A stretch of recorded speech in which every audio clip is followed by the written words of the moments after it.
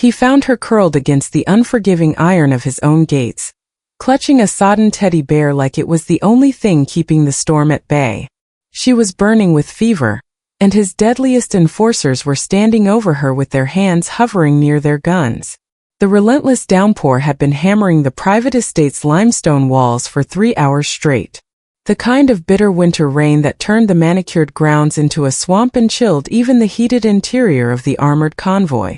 Don Alessandro Moretti watched the raindrops distort the world outside the bulletproof glass, his reflection a ghost of tattoos hidden beneath a $5,000 suit. The dashboard clock glowed 2:15 a.m. He'd been at the negotiation table since noon, securing territories and silencing rivals with a signature or a nod. He had started as a street soldier fighting for scraps before rising to the throne. In the end, absolute power had cost him his ability to feel anything at all. The silence of the foyer was usually absolute, a testament to the discipline Don Alessandro Moretti demanded. Tonight, that silence was shattered by the squeak of wet sneakers on Italian marble and the labored, wheezing breaths of the child in his arms. He didn't wait for the staff to scramble. He strode past the bewildered guards, the wet wool of his ruined jacket soaking into his shirt, carrying Sophia as if she were a volatile explosive that required steady hands. Silvio followed a step behind, phone pressed to his ear, barking orders for the private physician. Nola trailed them, her uniform clinging to her skin, leaving a path of muddy water on floors that cost more than she would earn in a lifetime. She looked ready to faint, her eyes darting between the armed men and the master of the house who held her daughter. Alessandro bypassed the guest wing entirely. Instinct drove him to the only space he truly controlled, his private suite. He kicked the double doors open and laid Sophia on the sprawling duvet. The dark silk instantly stained with rain and grime, but he didn't flinch. She looked absurdly small against the vastness of his bed, a fragile bird broken against a skyscraper. Her forehead was burning, her grip on the sodden teddy bear unyielding even in her delirium. "Explain," Alessandro commanded, his voice low but cutting through the room's humidity. He didn't look at the maid. His eyes remained fixed on the child's flushed face, watching the shallow rise and fall of her chest. Nola collapsed to her knees at the foot of the bed, her sobbing quiet and terrified. "I had nowhere else, Don Alessandro. Please. The landlord took the apartment 3 weeks ago. The policy says no children in the staff quarters. I know. I've been hiding her in the laundry closet during the day. But tonight, the guards were doing rounds." The confession hung in the air, heavy and suffocating. Alessandro looked around his room, the mahogany furniture, the gold leaf accents, the sheer, gluttonous excess of his existence. He was a man who commanded the city's underworld, who could bankrupt a business with a phone call. Yet under his own roof, a child had been sleeping on the floor and hiding in the freezing rain like a stray animal. The secret wasn't her disobedience. It was his blindness. A heavy, unfamiliar weight settled in his chest, a mix of cold anger and something sharper shame. He looked at Nola, really seeing her for the first time. She wasn't just a uniform filling his water glass. She was a mother who had risked his wrath to keep her child alive, terrified of the monster she worked for. He had built a fortress to keep enemies out, never realizing he had locked suffering inside. Dr. Russo worked with the frantic precision of a man who knew that a patient's failure to recover might result in his own professional, and perhaps physical, termination. The bedroom had been transformed into a makeshift trauma unit, the air sharp with the scent of rubbing alcohol and old rain. Alessandro stood by the window, his silhouette rigid against the flashing lightning, watching the medical exam with the intensity of an interrogation. For the first time in 20 years, Don Alessandro Moretti felt completely, utterly impotent. He was a man who bent the will of politicians and broke the bones of rivals. He controlled shipping lanes, unions, and the flow of narcotics through the port. But here, in the hushed sanctity of his own bedroom, his influence meant nothing. He could not intimidate a virus. He could not negotiate with a fever that was currently burning through the child's body at a terrified 104 degrees. "Pneumonia," the doctor murmured, snapping his bag shut but not moving to leave. Her lungs are full of fluid. She's malnourished, dehydrated. Her body has no reserves to fight this. Nola let out a strangled sob from the armchair where Alessandro had ordered her to sit. She looked as gray and wasted as her daughter, exhaustion finally overtaking her fear. "Do whatever is necessary," Alessandro said, his voice rougher than intended. "Expense is irrelevant." "It's not about money, Don Alessandro," Russo replied quietly, hooking an forebag to a coat rack he dragged over. "It's about time. Tonight is the crest. We just have to wait." The waiting was the torture. Hours bled into one another, measured only by the rhythmic drip of the saline and the ragged sound of Sophia's breathing. Eventually, the doctor retreated to the anteroom to monitor charts, and Nola, overcome by days of hiding and nights of worry, drifted into a fitful, exhausted sleep in the chair. Alessandro moved to the bedside. He removed his cufflinks, setting the gold on the nightstand with a heavy click, and rolled up his sodden sleeves, revealing the ink that mapped a history of violence on his forearms. He sat on the edge of the mattress, the movement causing the mattress to dip slightly under his weight. Sophia whimpered in her sleep, her head tossing on the pillow, trapped in a nightmare induced by the heat in her blood. Alessandro reached out. His hand, usually a fist or a weapon, hesitated. Then, with a gentleness that felt foreign to his muscles, he picked up the damp washcloth from the basin. He dabbed her forehead, wiping away the sweat that beaded at her hairline. She leaned into the cool touch, letting out a long shuddering sigh. He repeated the motion over and over, a silent rhythm in the dark room, guarding her breath as if it were a flame he had to shield from a draft. He was a killer watching over a life he had barely saved, terrified that the darkness inside him might somehow be contagious. The fever broke just before dawn, snapping like a fever dream, giving way to the gray reality of morning. Alessandro hadn't moved from the bedside chair. His body locked in a vigil that felt more like penance than guardianship. When Sophia finally opened her eyes, they weren't the glassy, delirious windows of the night before. They were clear, dark, and piercingly observant. She didn't scream. She didn't scramble backward or cry out for the sleeping figure of her mother slumped in the corner. Instead, she lay perfectly still, her gaze tracing the ink that snaked up Alessandro's neck, the hard line of his jaw, and the sheer, imposing size of him. He held his breath, waiting for the terror. He was a man who induced fear simply by walking into a room. A child waking up in a stranger's bed to find a scarred giant watching her should have been hysterical. But Sophia just blinked, her small chest rising and falling without the terrible rattle of the previous hours. She looked at the 4-tube taped to her hand, then at the expensive surroundings, and finally back at him. She seemed to understand, with a street-smart intuition that no child should possess, that violence had been suspended here. That the monster was currently guarding the door, not breaking it down. "You made the hurting stop," she whispered, her voice a scratchy rasp. Alessandro cleared his throat, the sound rough in the quiet room. "The doctor did."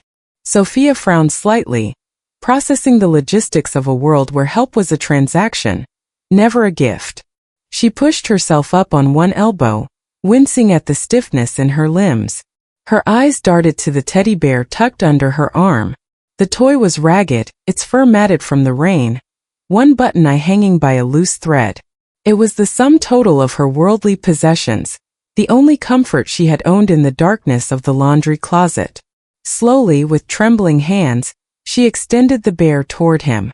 "I don't have money," she said, her expression solemn and businesslike, mimicking the desperation she must have seen in her mother 100 times. "For the doctor. Is it enough?" The air left Alessandro's lungs as if he'd been punched. He looked at the cheap, worn toy hovering inches from his tailored vest. Offers of millions, bribes from politicians, and tributes from captains had never carried this much weight. She was offering him her everything to pay a debt she didn't owe. He stared at the bear, paralyzed by the sudden crushing realization that he was completely unworthy of the payment. The dining room was designed for intimidation, not nourishment. The mahogany table stretched the length of the hall, A dark, polished runway flanked by 12 high-back chairs that usually stood empty. For years, Alessandro had eaten his meals here in solitary confinement, the only sound the scraping of silver against china and the echo of his own thoughts. It was a space of sterile perfection, where crumbs were forbidden and conversation was unnecessary. Nola entered from the swinging kitchen doors, balancing a heavy silver tureen with the trembling deference of someone waiting for the other shoe to drop. She had changed into a fresh uniform, desperate to retreat into the safety of servitude, to work off the debt of her daughter's life with labor. She moved to the head of the table, reaching for Alessandro's bowl. "Stop," Alessandro said. He didn't raise his voice, but the command froze her in place. Nola flinched, her eyes dropping to the floor. "I'm sorry, Don Alessandro, Leave the ladle, Nola." He stood up, the chair legs dragging against the floor with a harsh rasp that made her jump. He walked around the table, not to correct her service, but to pull out the chair to his immediate right. "Tonight you do not serve. You sit." She hesitated, looking at the velvet upholstery as if it were a trap. "Sir, I can't. It's not right. The staff are not here," he interrupted, his tone leaving no room for argument. "Sit." She obeyed, lowering herself onto the edge of the seat as if ready to bolt. Alessandro placed Sophia on the chair opposite her mother, propping the child up on 2 silk cushions so she could reach the table. The meal began in a tension so thick it felt physical. Nola ate with her head down, terrifyingly quiet. But Sophia, fueled by the resilience of youth and the first hearty meal she'd likely had in weeks, had no such reservations. She attacked the tomato bisque with a clumsy enthusiasm that defied the room's austerity. A heavy droplet of red soup splashed onto the pristine white linen tablecloth. Nola gasped, dropping her spoon. "Sophia! Oh God, sir, I am so sorry. I'll get the stain remover, She started to rise, panic flooding her face. Alessandro raised a hand, silencing her. He looked at the stain, a bright, violent splash of color on the endless white. Then he looked at Sophia, who had paused mid-slurp, a mustache of soup on her upper lip, eyes wide. Alessandro picked up his own roll, tore a piece off, and deliberately dropped a cascade of crumbs onto the tablecloth next to his plate. "It is just a table, Nola," he said quietly. Sophia giggled. The sound was alien in this hall, a bright, bubbling noise that bounced off the vaulted ceiling and shattered the oppressive silence. She pointed a sticky finger at the crumbs, then at the Don. Alessandro felt a strange muscle twitch in his cheek, a smile rusty from disuse threatening to break through. For the first time, the house felt less like a museum and more like a home. The estate gardens were manicured with a military precision that mirrored the rest of Alessandro's life. Hedges were trimmed into sharp, geometric lines, and gravel paths were raked into perfect submission. For years, Alessandro had walked these grounds with the eyes of a tactician, scanning for perimeter vulnerabilities, checking blind spots in the security cameras, and calculating sightlines for potential snipers. To him, the land was not nature. It was defensible territory, a buffer zone between his life and the enemies constantly circling it. But today, the strategic map was being rewritten by a small figure in oversized yellow rain boots. Sophia did not care about the height of the limestone walls or the efficiency of the motion sensors hidden in the oaks. She saw a jungle. She moved with the unsteady, joyous energy of someone recently liberated from a sickbed, stopping every 3 feet to inspect the world with microscopic intensity. Alessandro followed a step behind, his hands out of his pockets, ready to catch her if she stumbled. She froze near a cluster of azaleas, crouching low until her chin almost touched the dirt. Alessandro stopped, scanning the tree line instinctively before realizing there was no threat. He looked down. "Look," she whispered, pointing a finger still bandaged from the four-tape at the ground. Alessandro hesitated, then lowered himself, the knees of his tailored trousers pressing into the damp earth. He followed her gaze to a simple iridescent beetle struggling over a tree root.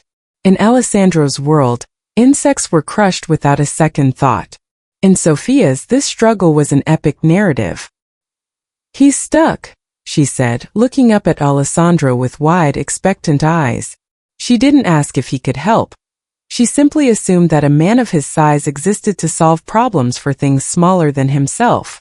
Alessandro reached out, extending a finger that had pulled triggers and signed death warrants. Gently, with a precision he usually reserved for dismantling weapons, he nudged the beetle over the root. The insect scuttled away into the undergrowth. Sophia beamed, a smile that broke through the last shadows of her illness. You saved him. Alessandro watched the bug disappear. He had spent decades conquering the city, taking whatever he wanted, breaking whatever resisted. He had forgotten that power could be used to build, to nurture, to simply help a small thing over a hurdle. He looked around the garden again. The harsh lines seemed softer now. The trees weren't cover for shooters, they were just trees. 50 yards away, standing by the gleaming black grille of the armored sedan, Silvio watched. The older driver took a long drag from his cigarette, his eyes narrowing against the sun. He had seen the Don do terrible things. He had cleaned blood off the leather seats of that car more times than he cared to count. But as he watched the feared Don Alessandro Moretti kneeling in the dirt to inspect a weed that a toddler was holding up like a trophy, a slow, crinkled smile touched Silvio's face. The ice was melting. The illusion of domestic peace shattered on a Tuesday afternoon, destroyed not by a roar, but by a single sharp crack that echoed off the estate walls. They were on the terrace, Alessandro sipping espresso, while watching Sophia draw yellow suns on the slate tiles with sidewalk chalk. It was a scene of impossible normalcy, a photograph from a life he had never earned. Then the limestone balustrade exploded. A cloud of white dust erupted 3 feet from Sophia's head. Before the sound of the gunshot even registered, Alessandro's instincts, honed by decades of survival, took over. He didn't scream. He launched himself forward, his body becoming a shield, tackling the child to the hard ground. "Get down!" he roared, the command tearing through his throat. Another shot rang out, chipping the stone facade of the house. Nola screamed from the doorway, dropping a tray of lemonade. Silvio was already moving, his weapon drawn, dragging Nola down and shouting into his radio for the perimeter team. For 30 seconds, Alessandro pressed Sophia's face into the slate, his hand cupping the back of her head, his heavy body covering her small frame entirely. She was shaking, a silent, vibrating terror beneath him. He could smell the chalk dust and the ozone scent of pulverized stone. In that moment the father figure died, and the Don was resurrected. When the silence returned, heavy and suffocating, Alessandro didn't offer comfort. He scooped Sophia up and sprinted for the armored interior of the house, his face a mask of terrifying neutrality.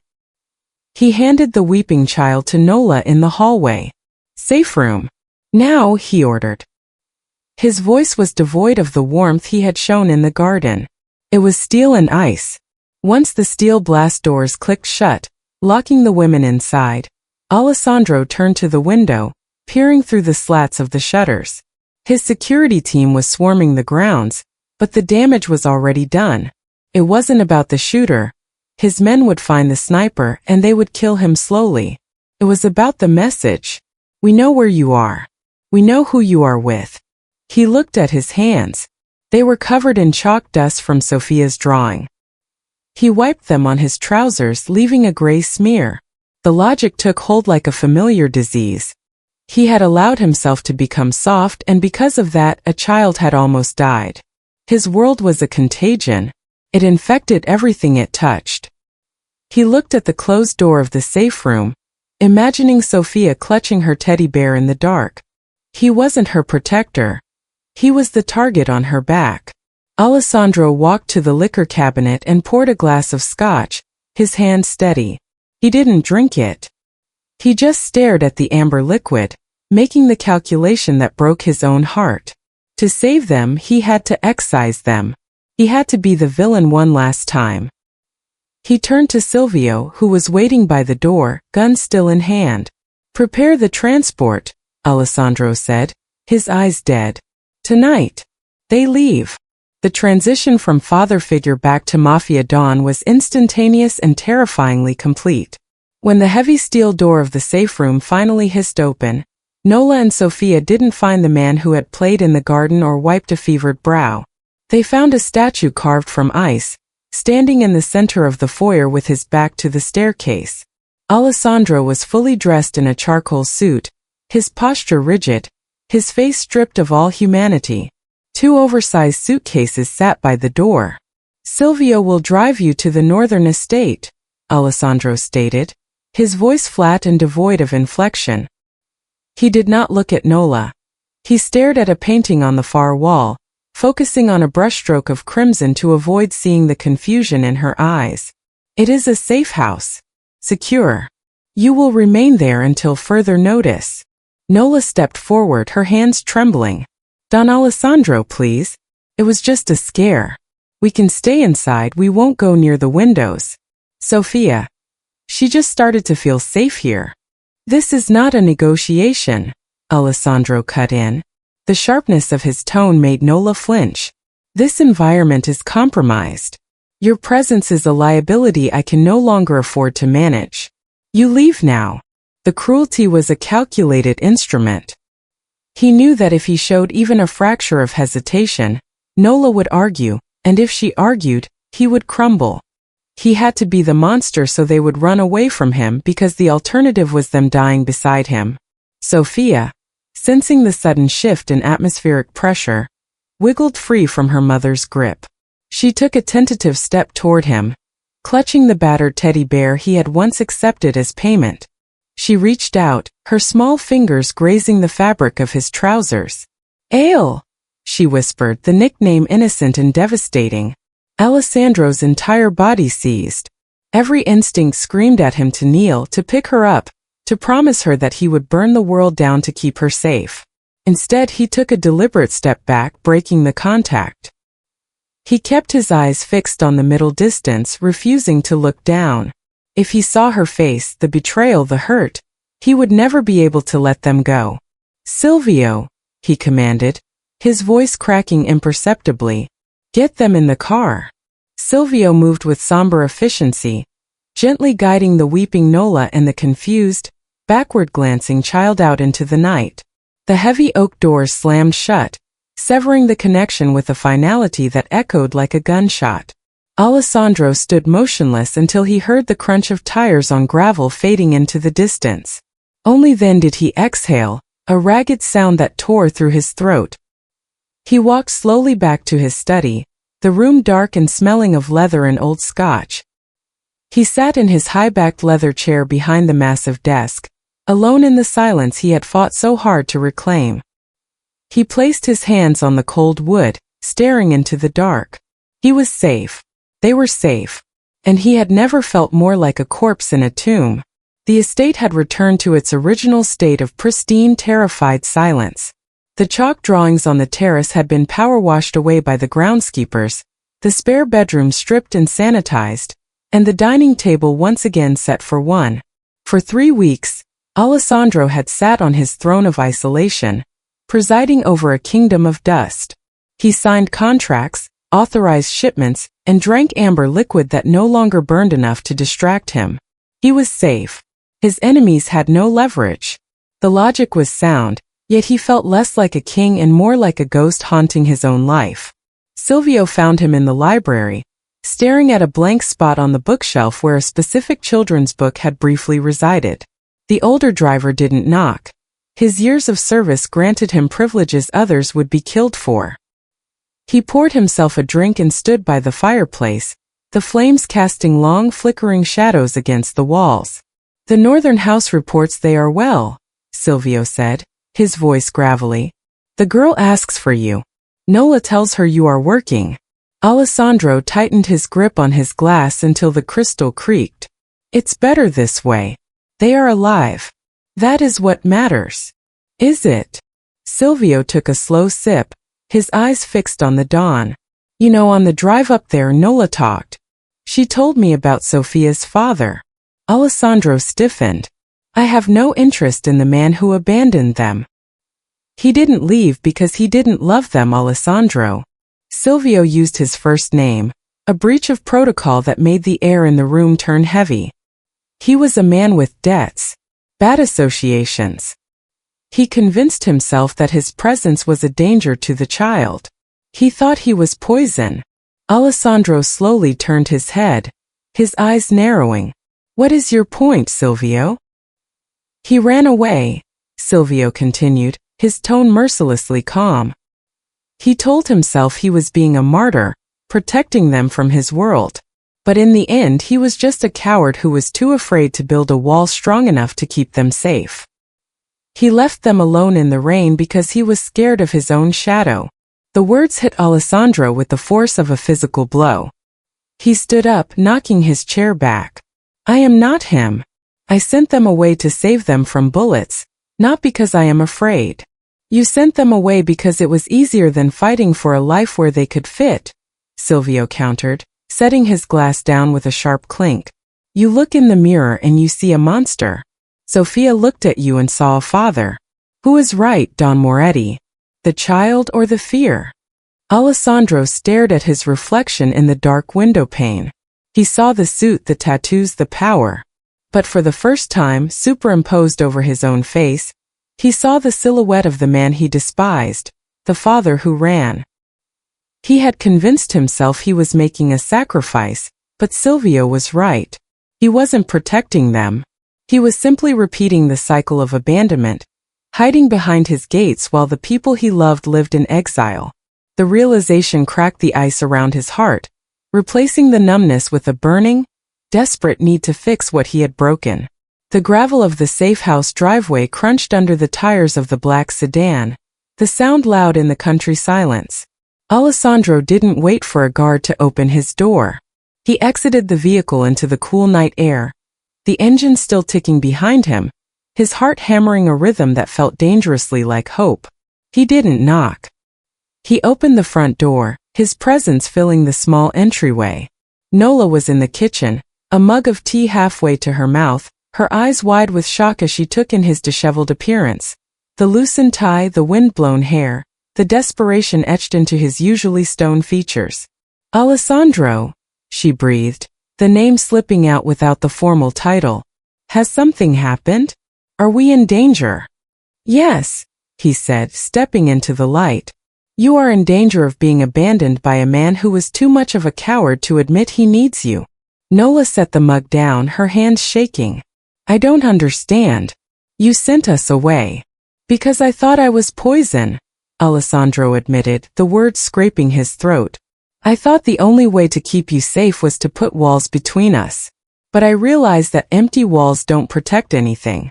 They just become a tomb.